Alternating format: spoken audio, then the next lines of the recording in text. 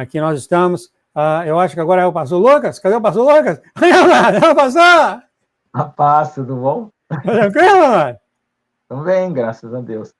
Tá calor aí? Você tá aí de camiseta? E o clima muda muito rápido. Muito Pela calor.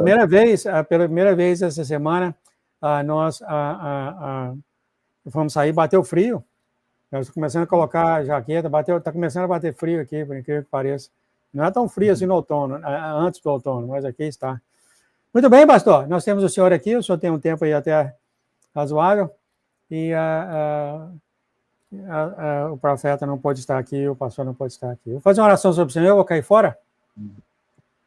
Obrigado, Pai, por trazer aqui para nós o pastor Lucas agora, Senhor, que agora o Senhor venha derramar sobre ele os seus sentimentos, o teu amor, o teu carinho, a tua paz, e os teus mistérios, Senhor, que o Senhor tem usado aqui, o pastor Lucas, um pastor, um general, Senhor, um general que foi treinado a vida dele toda, Senhor, para falar através, eu já sempre falei isso para ele, através de falar para estádios, né? Eu ouvi uma mensagem aqui que o senhor falou, né, que nós estamos no treinamento, eu não sei se eu traduzi essa mensagem ainda, no trabalho que nós fazemos, o senhor ensina como vai ser, o nosso trabalho no teu reino até no futuro.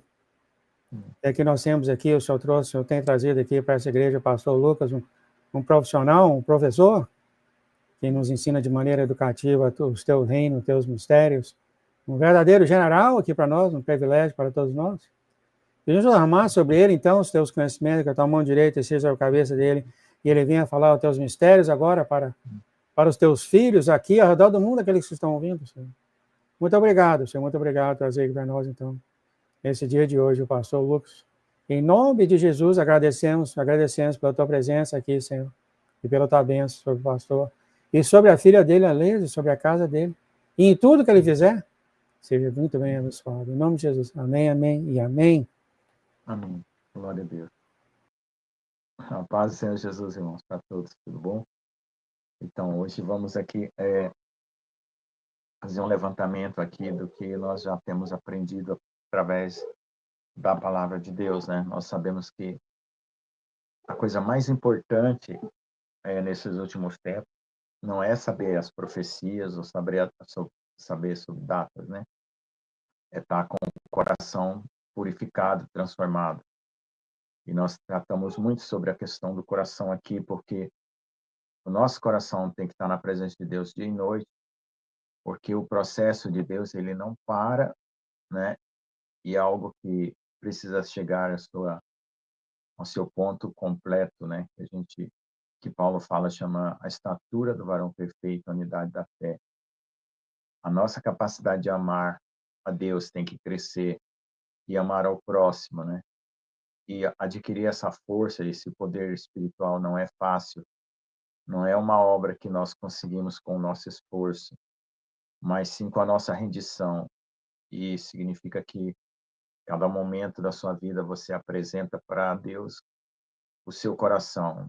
Por mais estranho que ele esteja, confuso, né, ou cheio de inquietação, ou mesmo de desejos carnais, você precisa trazer tudo na presença de Deus, porque Deus equilibra tudo, remove a sujeira, remove todo o pecado, remove toda a iniquidade, porque é pelo amor que você dedica ao Senhor que Ele faz essa obra.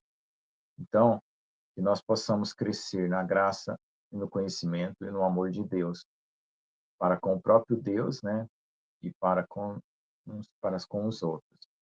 É isso que nós precisamos, fundamentalmente. Então, eu gosto de pensar primeiro no fundamento, né? Ou seja, o que é mais importante. Por exemplo, conhecimento de coisas celestiais ou visão, arrebatamentos, né? Eles ajudam você a ter uma contemplação da realidade espiritual. Mas até chegar a esse ponto de você ter essa comunhão mais intensa com Deus, você vai preparando o seu coração para que Deus possa preencher, né? Basicamente é isso, preencher o seu coração para você alcançar coisas maiores, mais puras, mais elevadas, né? E nós precisamos clamar dia e noite não desanimar. Tem hora que o nosso coração parece que ele não reage positivamente, né? Parece que a carne fica mais forte e você gostaria de ter uma outra atitude, gostaria de ter um outro pensamento, gostaria de se desembaraçar de tantas emoções negativas, de tantos sentimentos ruins, pensamentos, iras, né? E você às vezes não consegue. Então, como já foi ensinado aqui, quando você não consegue dizer nada para Deus, você simplesmente se ajoelha, fica em silêncio, e Deus conhece o silêncio do seu coração para mudar aquilo que precisa ser mudado.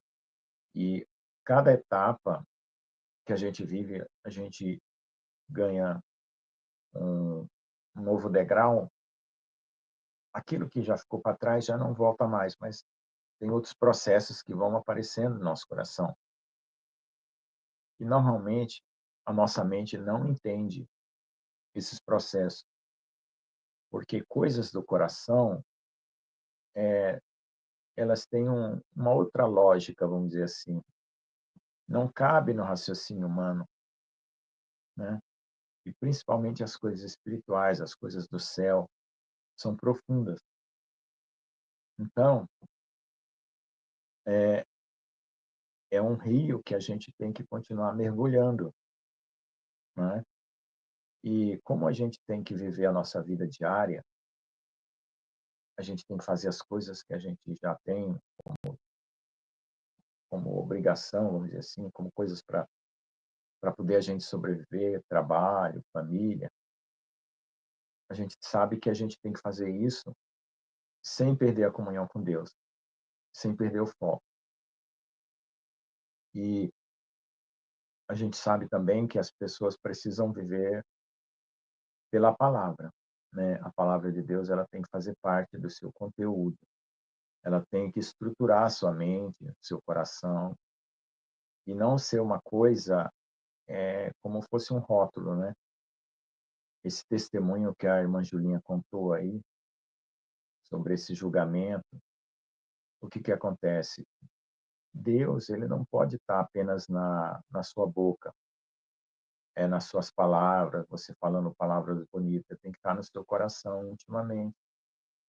Então, você precisa buscá-lo na sua intimidade, parar aquele momento que Deus permite um conflito muito grande, angústia muito grande, você ali para e vai conversar com Deus sobre aquele grande conflito, sobre aquela angústia, para que Deus mude aquela situação.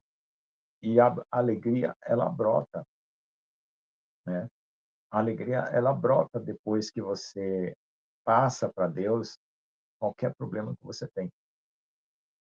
O importante é que você faça isso pelo menos uma vez. Por quê? Porque depois que você fizer a primeira vez, você vai perceber que Deus realmente trata as coisas.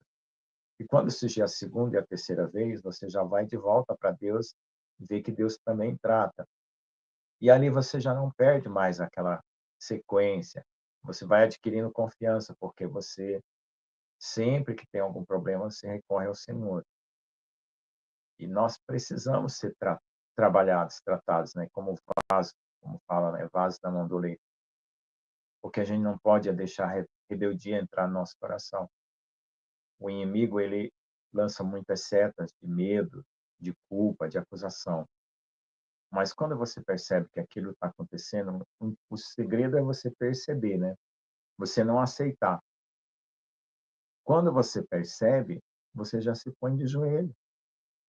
Não fica esperando, né, alguma coisa melhorar, porque tudo que pode melhorar vem do Senhor. Então, ao momento que você está ali, naquela sua luta, você já busca o Senhor imediatamente, entendeu?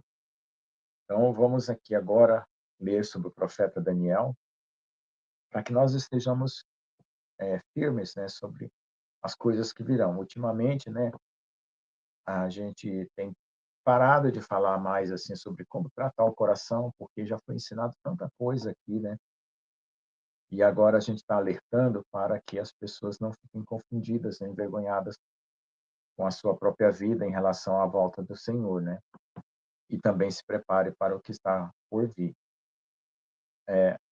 existe uma preocupação muito grande agora, né, com calendários, datas, né. Eu mesmo também fiz alguns cálculos e usando profetas, na verdade, né, pegando um profeta daqui, comparando com outro, porque para mim tem que ter pelo menos 2, 3 profetas que concordam com a mesma profecia e que eles não têm contato um com o outro, para eu poder ter uma segurança de que aquela profecia vem de Deus. E o pastor João também faz isso, né, ele coloca aí no canal coisas que Deus vai dirigindo ele para dar para nós, então muitas coisas, até mesmo da própria boca do pastor João, que ele tem falado para nós, eu tenho ouvido em outros profetas, né, confirmando pessoas que não conhecem o pastor João, que o pastor João conhece também, confirmando certas coisas, né. Isso é muito bom, porque isso dá uma segurança. Mas a questão é assim, Deus ele quer que todos nós cheguemos a um ponto, e nesse ponto que a gente chega, as coisas acontecem. Por exemplo, se você marcar um café na sua casa, fala assim: "Ó, irmão, vou oferecer um café lá em casa e nós vamos orar a Deus". Aí vamos supor, você chama um irmão, outro irmão, outro irmão, outro irmão, e todo mundo vem. Então o que que você está criando ali? Um evento, né. Com qual motivo? Buscar a Deus, né. O café é uma desculpa, né, para as pessoas irem lá na sua casa, né. Porque às vezes você fala assim: "Ah, venha na minha casa orar", a pessoa não vem, né. Você fala assim: "Não, vou dar um café", a pessoa aparece. Então o que vai acontecer ali? Como que é que funciona? Quando as pessoas se reúnem e algumas pessoas ali estão com um propósito sincero de buscar a Deus, Deus cria aquele evento naquela hora espiritual. E aquelas pessoas que às vezes vieram assim, sem muito interesse espiritual, vão ser confrontadas e Deus vai fazer obras de libertação, vai trazer um quebrantamento, entende? Então, esses eventos, eles já aconteceram em muito tempo na igreja, né, reuniões, tal. O que não pode é o foco do evento ser coisas humanas, né, porque aí o foco da igreja sempre tem que ser o Senhor, né, sempre tem que ser a comunhão dos santos, sempre tem que ser a palavra de Deus. O problema da igreja é que ela começou a fazer coisas e mudou o sentido, né, o inimigo distorceu o sentido e Jesus não era mais o centro daquele evento. Então veja só, agora no final dos tempos, nós vamos voltar a ter situações de muita intensidade e não tem como você pensar em outra coisa. Ou você vai buscar o Senhor, porque a perseguição vai ser forte, né, ou você vai se desesperar. Então, eh, nós vamos nos organizar, né, conforme forem acontecendo coisas, para que nós possamos subsistir nesses dias difíceis. E vamos esperar graça e misericórdia para cada etapa, porque cada etapa que a gente vai viver vai chegar a um extremo, uma dificuldade que não tem solução. Aí Deus vai fazer um milagre, coloca você no outro patamar. Aí dali vai chegar um outro extremo. Aí você vai clamar, Deus vai colocar você no outro patamar. E assim vai. Só que a gente tem que ter a resiliência, a força de chegar naquele ponto para poder ocorrer aquela mudança. Então você não pode desesperar, você não pode desanimar. Veja só, vamos pegar o exemplo da Eren, né? A Eren perdeu o esposo, ela está numa situação extrema, mas a gente está tão perto das coisas mudar, né? Então, o que que eu tenho feito? Orado por ela e orado por todos que estão no limite, para que essas pessoas alcancem o que vai acontecer agora, que é uma uma nova etapa, uma nova mudança. Amém? Então vamos ler aqui o livro de Daniel, capítulo 7, do 24 ao 27. E quanto aos 10 chifres, daquele mesmo reino se levantarão 10 reis, e depois deles se levantará outro, o qual será diferente dos primeiros, e abaterá a 3. E proferirá palavras contra o Altíssimo, e destruirá os santos do Altíssimo. e cuidará em mudar os tempos e a lei, e eles serão entregues na sua mão, por um tempo e tempos e metade de um tempo. Mas o juízo será estabelecido, e eles, né, os santos, tirarão o seu domínio, né, para o destruir, para desfazer até o fim. E o reino e o domínio e a majestade dos reinos debaixo de todo o céu serão dados aos povos do santo do Altíssimo, e o seu reino será um reino eterno, e todos os domínios servirão e lhe obedecerão. Então, o que é que está acontecendo aqui? Nós estamos aqui relatando uma parte que é da tribulação, né? Ou talvez até da grande tribulação. A nossa vida, ela precisa estar entregue na mão do Senhor todos os dias, como se todos os dias fosse o dia da nossa partida. Quando a gente considera assim, a gente não se apega a nada nesse mundo. Então, a gente faz as coisas naturalmente, serve o irmão, trabalha, cuida da casa, mas é como se você dissesse assim: hoje eu vou me encontrar com Jesus. Hoje é o dia de eu me encontrar com Jesus. Ou você pode dizer assim: hoje é o dia da minha morte. Porque a morte para nós não tem mais sentido. Na hora que você partir, você está com o Senhor. Então, se você todo dia disser assim, levantar de manhã e disser assim: hoje eu vou me encontrar com Jesus, e viver aquele dia como se fosse encontrar com Ele, seja 1 hora da tarde, 2 horas, 3 horas, 6 horas, você vai ser um vencedor todos os dias. Você vai viver cada dia o seu mal. Aí você, no final do dia, você agradece ao Senhor. Senhor, obrigado por esse dia, pela vitória. Eu pensei que eu ia te encontrar hoje, mas o dia terminou. Amanhã eu espero te encontrar. E vai deitar e dormir, descansa, né? Entrega o seu dia nas 6 da tarde, né? Que é o dia da viração, a hora da viração do dia. Aí você vai procurar se recolher, né? Até a hora de você deitar e dormir, né? Porque na antiguidade as pessoas dormiam cedo, porque não tinha luz elétrica, né? Então 6 horas já era a viração do dia, eles faziam o que precisavam fazer, 7, 8 horas já estavam dormindo, né? Estava tudo escuro. Por isso que tinha vigília da madrugada, vigília da meia-noite, porque já acordavam para fazer vigília. Então hoje, até antigamente, lá no interior do Piauí, onde eu nasci, quando não tinha luz elétrica, sim, 7, 8 horas todo mundo estava já dormindo, né? Por causa da escuridão. Então, veja só, quando é de manhã, você levanta, já às 6 horas da manhã, que é outra viração do dia, você entrega aquele dia para o Senhor. Senhor, obrigado por essa manhã, obrigado porque eu estou aqui, né, com o meio da minha família, não fui tirado daqui, ainda não chegou a minha hora, eu vou viver mais esse dia. E aí você vai fazer tudo que você precisa, alegrando, se alegrando, cantando, dando graça, né? Eu saio lá fora de manhã, eu tomo sol, né, para a pele não ficar, para ter vitamina D, né, ter força, né? E aí eu vejo os passarinhos, eu vejo os cachorrinhos do vizinho, né? Eu vejo quero-quero, eu vejo vários pássaros, né? Tem a um outro pássaro que canta, que eu eu não sei nem direito falar o nome dele, é suricata, acho que é. E tem um outro pássaro também que vem cantar aqui. Então é tudo uma linguagem da natureza que faz parte do seu dia.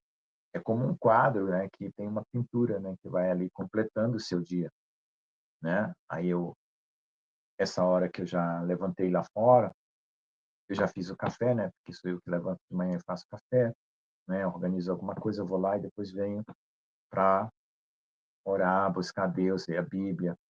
Aí quando eu tenho trabalho, eu levanto 5h30 da manhã, porque eu tenho que sair e pegar a estrada, eu vou de manhã e volto, né. Normalmente eu volto às 5 da tarde. E eu descobri que quando eu estou dirigindo, a melhor hora para mim falar em línguas é orar, né. Enquanto eu estou na estrada, eu nem sinto a viagem, né, 1 hora e meia, 2 horas até Ponta Grossa, pegando a estrada de terra, depois o asfalto. E ali eu vou orando em línguas, e Deus abençoa meu dia. A primeira vez que eu fiz isso, eu fiquei, assim, estonteado, porque foi tanta bênção naquele dia, tanta bênção, tudo que eu fiz deu certo. Trabalhei no computador, não travou, tudo prosperou. Eu consegui pregar o evangelho para bastante gente. Aí eu voltei feliz, aí eu falei assim: "Ah, descobri um segredo, né, vou viajar falando em línguas, vou sair de manhã falando em línguas". Então, como o horário de 6 horas é o horário do meu devocional, e eu estou dentro do carro, então eu faço dentro do carro para ir para a universidade trabalhar. Quando eu chego lá, pronto, porque eu não sei o que eu vou encontrar lá, né, na universidade. O que eu vou encontrar? Alguém com raiva de mim porque eu prego o evangelho lá, né, algum perseguidor, porque lá tem partido político, né, direita, esquerda, aquele negócio todo, né, você já sabe, não precisa nem falar aqui, aquelas brigas de universidade. Então, o que que acontece? Então, eu tenho que estar preparado. Aí, outro dia, né, a última vez que eu estava vindo de lá para cá, foi na quinta-feira, eu entrei no carro, senti de orar, mas uma vontade de orar, assim, eu falei: "Meu Deus", eu sempre agradeço a Deus quando eu entro no carro, ou quando eu vou sair, quando eu chego, né, peço a Deus para me guardar na viagem, na ida e na volta, eu agradeço a Deus, mas aquela vontade estranha de orar, eu falei: "Tá bom, eu vou orar", né, que eu gosto de obedecer, porque obediência é melhor que sacrifício. Se você obedece, é melhor do que 40 dias de jejum, entendeu? Então, é bom obedecer. Aí eu peguei, né, comecei a orar, assim, quando eu olho para o lado, assim, tinha uma menina estendida no asfalto. Aí eu falei: "Meu Deus, alguém atropelou uma pessoa aqui dentro da universidade", né, porque lá tem ruas, né, tem pista. E a menina estendida lá, mas um monte de gente ao redor. "Ah, vou lá orar, né, o que eu posso fazer? A pessoa está precisando, foi atropelada, vou lá". Cheguei lá, estendi a mão, olhei assim, vi que tinha bastante gente, nem olhei direitinho quem é que tinha, levantei a mão para o céu, botei uma mão em cima dela e comecei a orar em línguas. O que que Deus vai fazer? Não sei, mas eu fiz minha parte. Orei em línguas na ajoelhado no asfalto, na frente de todo mundo. Não quero nem saber, eu quero fazer o que Deus manda, entendeu? Outra vez eu estava na praça e tinha um hindu, um homem da Índia, né. Ele tem a pele bem escura, quase negro, mas tem um cabelo bem liso, né, os hindus são assim. Ele estava lá cantando um negócio dele lá, falando umas coisas das palavras dele na língua dele. Eu falei: "Ah, vou lá, né". Cheguei lá perto dele, botei a mão nele: "Ô, tudo bem?". Aí comecei a botar a mão nele, assim, perto e comecei a falar em língua para ele. Deus falou na língua dele? Não sei, pode ter falado. Eu orei por ele. Não sei, o importante é que Deus faça. Não sou eu que é o importante. O importante é que eu me ponha e Deus faça. Entendeu? Por quê? Porque a obra é de Deus, a glória é para Ele, né? O fruto da alegria daquilo que Deus vai fazer é para nós. Lá na frente eu vou saber o que que Deus fez, né? Por qual foi o resultado daquela oração, qual foi o resultado daquela vigília, qual foi o resultado daquela visita. Eu vou saber, é que nem um banco, né? O que você faz com o banco? Você vai lá e deposita um dinheiro na poupança? Você gasta o dinheiro no outro dia? Não, você está com dinheiro, você deposita para você gastar mais tarde. Então, isso é uma poupança espiritual, né? Você fazer alguma coisa, você não está entendendo o que está acontecendo, não importa. O importante é obedecer. É de Deus, é para fazer, vamos fazer. Aí é uma poupança espiritual. Mais para frente eu vou entender por que se aquele homem se salvou, se não salvou, o que que aconteceu, se aquela menina que eu orei em língua se salvou, se não salvou, o que aconteceu. Mas eu fiz minha parte. Então nós estamos aqui nesse mundo exatamente para isso, para fazer a nossa parte, né? E quando eu chegar esse tempo aqui, né, onde vai haver o pacto de paz, de 7 anos, que o anticristo vai estabelecer uma nova norma para o mundo, as pessoas têm que ter coragem de fazer o que Deus manda e não o que os homens mandam, para poder se separar desse mundo. Porque se você tiver medo e falar assim: "Ah, não, eu estou com medo de passar fome, eu estou com medo de não poder comprar e vender, eu estou com medo da marca da besta, eu estou com medo disso, daquilo", medo não vai te ajudar em nada, é fé. Então você vai falar assim: "Não, eu vou fazer o que Deus manda. Se eu tiver que sair do meio da cidade, eu vou sair. Eu vou procurar irmãos que queiram também servir a Deus mesmo nessa situação difícil, né? E eu vou procurar fazer o que Deus me orientar a fazer. Se for para organizar um grupo, organizar um lugar para esconder o povo de Deus. Então, você vai articular a sua mente junto com Deus, a sua capacidade, a sua inteligência, as suas habilidades, para construir algo, fazer para ajudar o povo de Deus nessa dificuldade. Eu já tenho aqui algumas ideias, né? E eu vou pedir para Deus me orientar para que eu saiba o que fazer e como ajudar o povo de Deus. Porque lá na frente, irmãos, lá na frente a vitória é nossa. Nós estamos só aqui, ó, aqui atrás, né? Aí vai ter a tribulação, grande tribulação, mas lá na frente a vitória é nossa. Então, o que nós temos que fazer? Chegar até lá. Vai haver o arrebatamento? Vai. Pronto, né? Então, a gente não vai poder decidir as circunstâncias. A gente vai poder decidir obedecer a Deus ou não obedecer. Então, ele está falando aqui, ó, cuidará em mudar os tempos e a lei. Então, tudo vai mudar. Mas ele também vai falar blasfêmias. Então, você tem que prestar atenção quando é que o inimigo está falando blasfêmias contra Deus, para você se afastar. Seja no meio que você está, né, para você não concordar, dar um testemunho, seja no mundo, se afastar dessas coisas. Então, veja só, por que que o inimigo teve esse poder, né, de gerar o tempo da tribulação sobre nós? Que não precisava, por causa dos pecados da igreja, né? Lá no capítulo 8, verso 12, diz assim: e um exército foi dado contra o sacrifício, né? O que é o sacrifício? É as orações que a gente faz de manhã e de tarde, é um sacrifício, né? Mas vai ter o sacrifício do terceiro tempo. Por causa da transgressão, e lançou a verdade por terra, o fez e prosperou. Então, a única razão pela qual o inimigo ganha terreno é por causa do nosso pecado. Então, veja só, o que nós temos que fazer? Obedecer a palavra de Deus, buscar a obediência todos os dias, se submeter à vontade de Deus. A nossa vontade, ela é como um, um vício, né? Quem tem vício de fumar, de beber, aparece aquele desejo assim, incontrolável.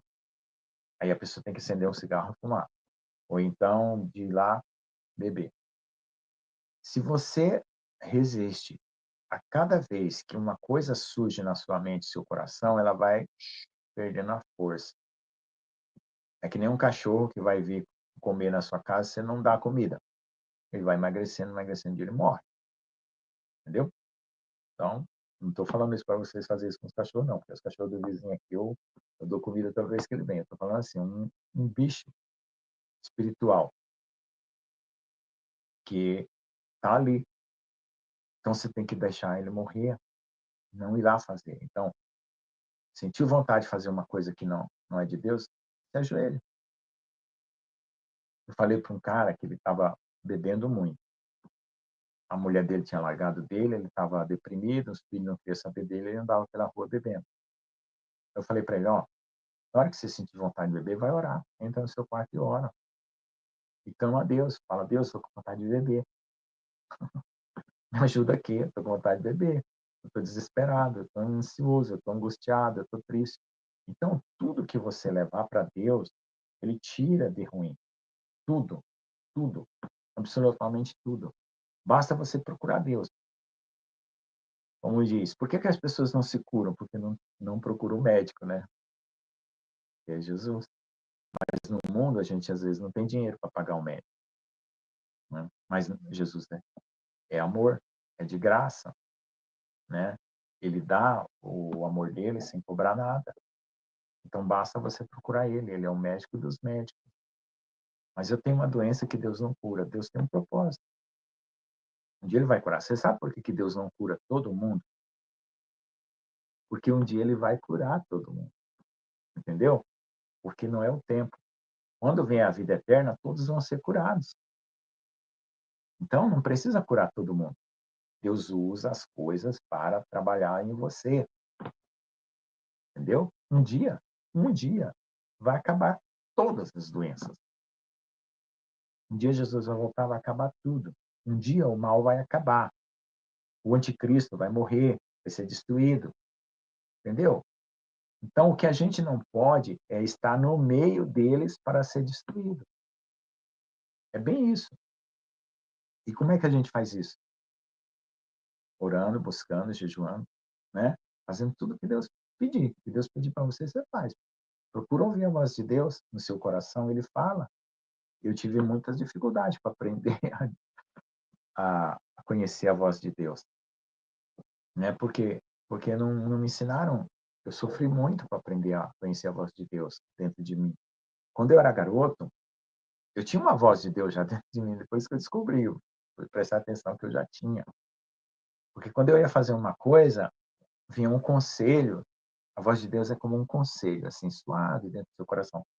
Não faça isso, isso não vai dar certo.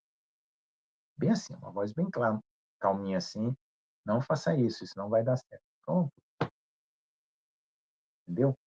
Tá ali a voz de Deus com você. Aí você pode até conversar com ela, ó Senhor, então o que que eu posso fazer? O que que vai dar certo, então? Me mostra a saída, entendeu? Ah, aí você espera, porque o que vai dar certo, às vezes, não está ali naquela hora, entendeu? Então, nesse tempo de tribulação, as pessoas vão ter que todo dia, vamos dizer assim, Senhor, hoje eu vou me encontrar contigo. Vão viver aquele dia, vão perguntar para o Senhor o que a gente precisa fazer e vão se movimentar somente pela voz de Deus, para que o inimigo não ganhe território, não venha destruir, entendeu? Então, cada etapa da nossa vida, a gente tem um aprendizado. E nesse tempo, né, que se aproxima agora, a comunhão com Deus, conhecer a Deus intimamente, é a coisa mais importante de tudo. Amém? Amém, amado. Mensagem gostosa. Daqui a pouco você fala que você é gostoso, aí não dá certo. Não. Eu gostei aqui, eu gostaria de agradecer ao Senhor. Você falou, obedecer é melhor do que 40 dias de jejum. Eu fiquei tão feliz quando eu vi isso. Não precisa fazer jejum, basta Rapaz, obedecer. eu tenho um problema danado de jejum, a minha idade, minha aquela coisa. Mas tá bonzinho, ó. Eu já fui melhor no jejum, mas.